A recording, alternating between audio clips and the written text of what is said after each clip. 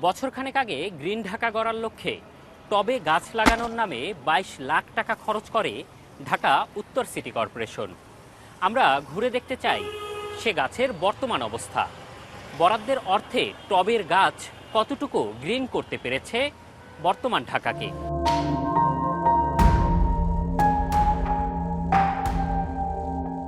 মিরপুর ১ থেকে ১৪ টবে লাগানো ৭০০ গাছ থাকার কথা, তবে মেলেনি একটি গাছেরও সন্ধান।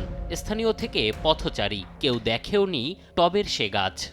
এই ফুটপাত বা কোথাও রাস্তাঘাটে না, আমার চোখে পড়েনি। এরকম কোথাও দেখেন নাই? না সিটি কর্পোরেশন লাগিয়েছে? না না, এটা দেখি নাই। তাহলে ঢাকা গ্রিন করার নামে বরাদ্দের অর্থ কি কারো পকেট গ্রিন করেছে? জানতে উত্তর সিটি কর্পোরেশনে সময় সংবাদ।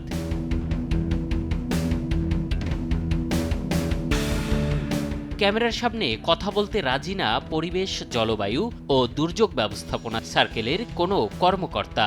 তত্ত্বাবধায়ক প্রকৌশলী নিজেই জানান যে কয়েকটি গাছ লাগিয়েছিলেন তারা, তার জন্য কিনতে হয়নি টব। সিটি কর্পোরেশনের ড্রাম কেটেই বিনামূল্যে টব বানিয়েছেন তারা।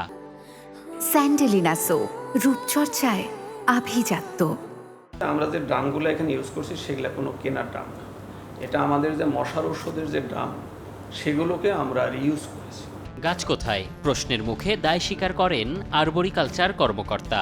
বলেন কিছুটা ত্রুটি আছে তাদের। এটাতে একটু আমরা একটু প্রবলেম আছে, একেবারে যে নাই প্রবলেম তা না। এখানে কিছু এই জায়গায় আমাদের গাছ নষ্ট করে ফেলছে।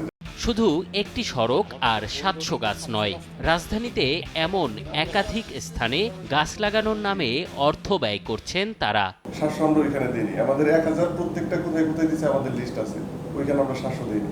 আমাকে একটু লিস্টটা দিতে পারবেন ভাই? আচ্ছা, আমি ওটা দিতে পারবো।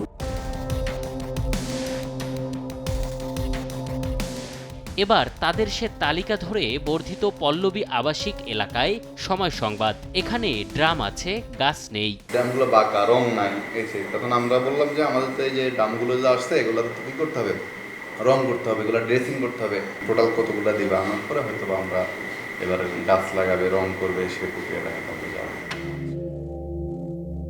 তাহলে বরাদ্দের অর্থ ব্যয় হয়েছে কোথায়? এসব জানতে সিটি কর্পোরেশনে গেলে এবার দরজা বন্ধ করে রাখেন দুই কর্মকর্তা।